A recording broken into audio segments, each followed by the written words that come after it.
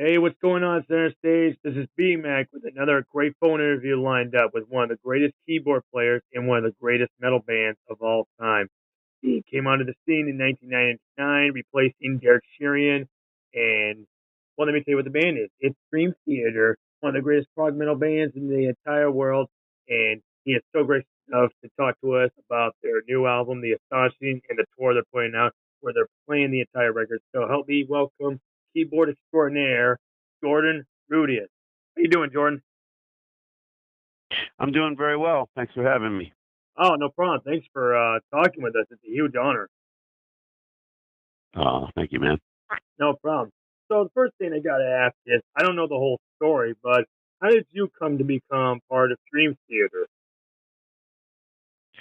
Oh, well, let's see. When Kevin Moore originally left, they needed somebody to fill in, and they kind of found me, and I went to audition, and I met them, and we got along really well. Ended up playing one important show with them, which was at the Concrete Foundations Forum, I think it was called. But then after that, I kind of felt like it wasn't the right time for me to leave everything that I was doing in my life to join Dream Theater. This was a long time ago, and things are much different, first of all. So I went along my way, and I did other stuff. I played with the Dixie Dregs. I did some solo stuff. I worked for a company called Kurzweil, who makes synthesizers. And then during the years that passed, up until the when I did join Dream Theater, I had actually been invited by Mike Portnoy and this record company to do what turned into the Liquid Tension experiment. And the Liquid Tension experiment was with John Petrucci on guitar, Portnoy on drums, and Tony Levin playing bass. So we ended up doing, over the course of a few years, two very successful instrumental rock albums. And after the second one was done, the guys approached me again and said, "Hey, Jordan, we have so much fun working together, and would you consider working with Dream Theater if we asked you this time?" So at that point, I was like, "Well, yeah, that sounds great." So that was right before the first album we ever did, Scenes from a Memory, and joined the group, and the rest is history, as they say. Yeah, coming on to Dream Theater, and you're replacing Kevin Moore and Derek Sheeran, two great keyboardists as well. Did you feel the pressure to keep up that prestige in Dream Theater? I was very well aware of the other players and very comfortable with where I am at, musically, and I knew that I had a lot to offer to the band, different things perhaps than what Kevin and Derek offered. So it was just really exciting. It was exciting to know that, all along, whoever they use, they always, have great players, and kind of keeping in a tradition of that, and at the same time moving it maybe to another level. That's pretty cool. I mean, I've listened to some of the stuff you've done with this group, and you are amazing on keyboards. What got you into playing the keyboards out of every other instrument out there? What made you want to play piano? Well, as the story goes, I was in second grade, and there was a piano in the classroom, and I was very attracted to it. So I would go and like play songs on it and accompany the children when they, sang different songs.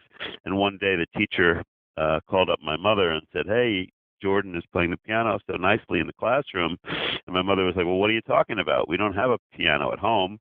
And the teacher said, "Well, you better get one because he plays very nicely." So, it wasn't more than like a week later that my mom bought a little white baby grand piano, and I started taking lessons. Oh, wow. Then, as they say, the rest is rock and roll history.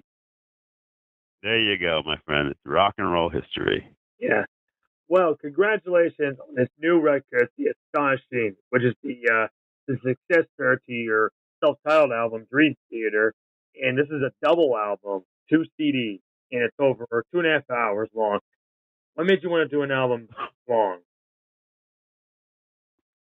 What made us want to do an album this long? We had been wanting to do a concept album for a while, ever since we did the first album that I was involved in, Scenes from a Memory, which is a very successful album for Dream Theater. So we had it in our sights to do another one. We were just waiting for the right time to do it. And finally that time came, and we just kind of like embarked on this really big project. John Petrucci, who I co-wrote the music with, had been kind of developing this story over some years, actually. He probably started writing it at this point about 30 years ago. And he came to me one day at the end of one of our world tours, and he presented me with a synopsis of the story. And I thought, wow, this is really, really cool. I'm inspired. So it ended up just being a really big, kind of work. So it was a whole lot of work in the studio to put it together, because not only was it, writing all this music to kind of support this story, but it also involved elements outside of the band. Like we had a full orchestra and a choir and soloists, and all of that went into the making of this album. Plus the fact that when we decided to do the whole thing live for our shows, we made the kind of a grand decision that we wanted to go out and just play The Astonishing to show people that, this kind of like rock opera. And we put a lot of thought, a lot of effort into that, to the point where it truly is, the greatest production that Dream Theater has ever done to date. It's an immersive experience with all kinds of great visuals and screens. And, it's the kind of thing where if you've seen us before, you haven't seen The Astonishing, you got to come out and check it out. It's really, really cool. And if you've never seen Dream Theater before, it's a great opportunity to just come and see a very, very cool show. Yeah, I mean, listening to this album, I mean, the songs itself are incredible, and you're right. You added all these new elements in there with, like, adding a choir, a symphony, rock, it's disco, R&B, whatever you put in there. I was blown away by this sound. I was like, oh my God. Oh, thanks, man. This is one of the best albums of the year. Thank you.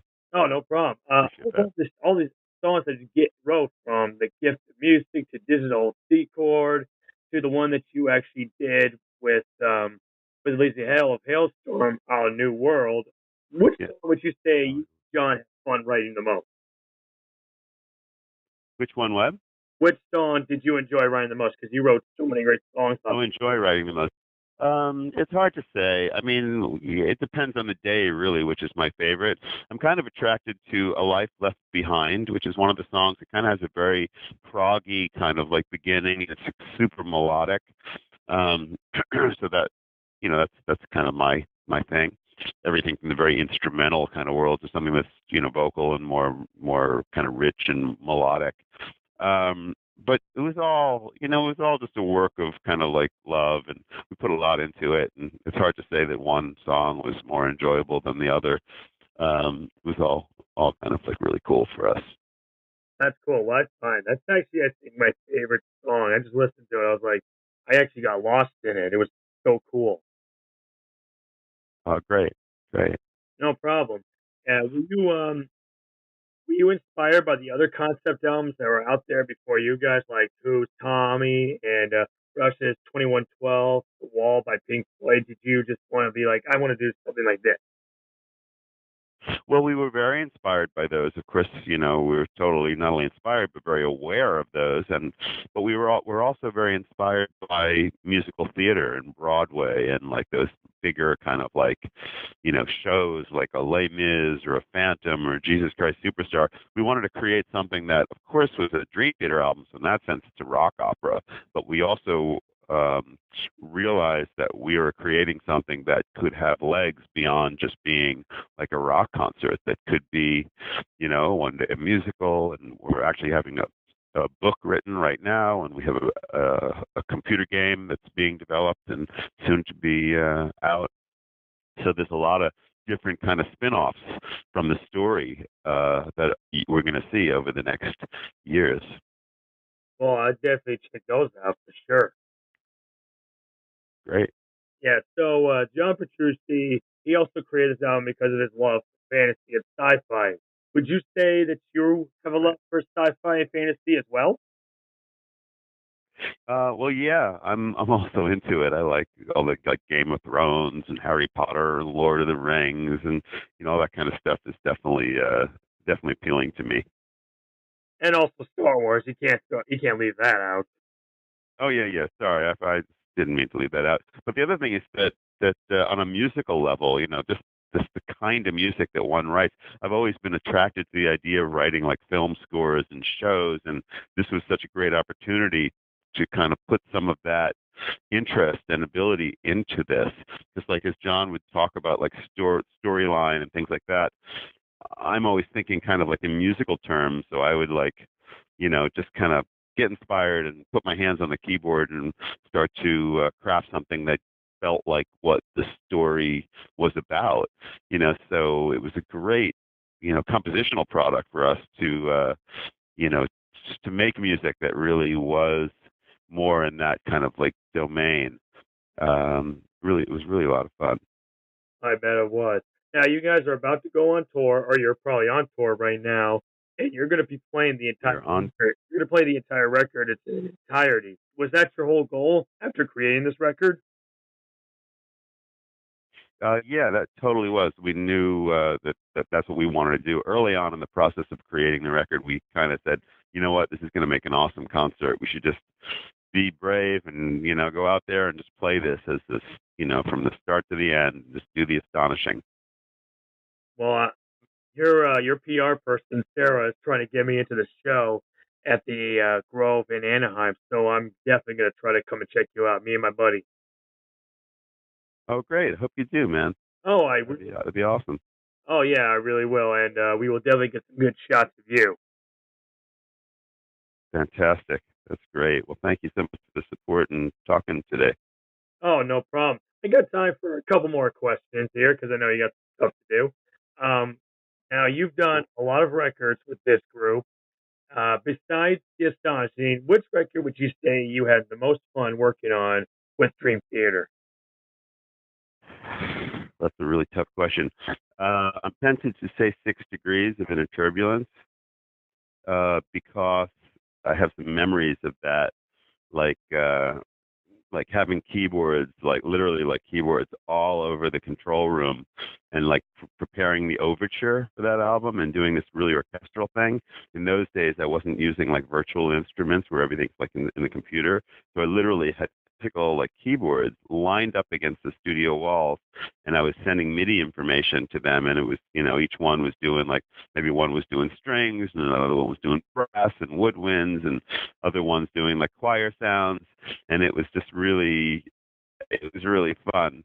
And the other thing that happened during those sessions is that I had just gotten a new keyboard. It was a Korg Karma keyboard, and I was really into it and excited, and it was so inspiring to me.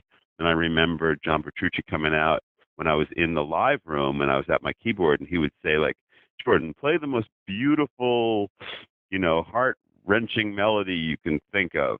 And I would just call up a sound. I'd be really inspired by the sound, and I'd play something, and then he'd say, "Okay, now play something really super dramatic and big and grand." And I'd play something else. And then after we did that for a little while, he said, "Okay, well now we have all the basic ideas for it. Now let's go finish the album." So it was just a fun way to kind of get things, going.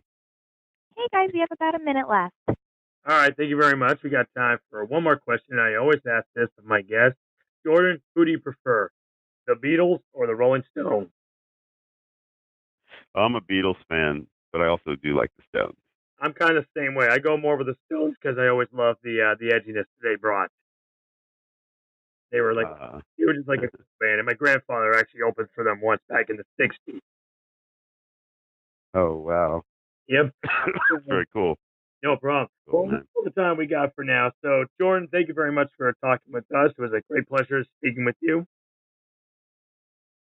Nice to talk to you as well. Thanks again for the support, and we'll see you on the road, my friend. We will. And don't forget, guys, to get the Dream Theater album, The Astonishing, out in stores everywhere. And be sure to check them out on Facebook and their official website at dreamtheater.com for upcoming tour dates when they come to a city near you. Jordan, I will see you in Anaheim. You rock hard out there today, this tour.